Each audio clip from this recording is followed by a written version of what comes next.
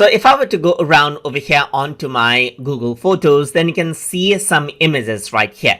And you can access out these images directly from your Gmail as well and attach those Google Photos onto the body of your Google email as well.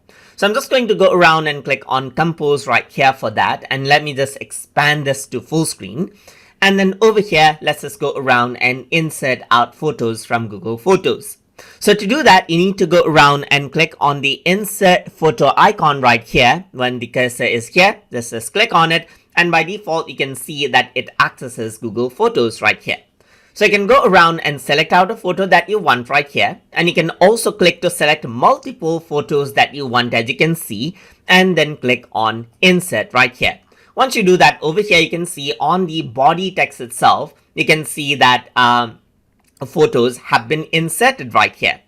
Whenever you're actually going around and inserting photos, you can see that you can select out a photo and insert it inline the text right here, or you can insert it as an attachment as well by selecting this option. And if you were to click on insert, now instead of having the pictures in the line itself, you can see that it is being inserted as an attachment as well.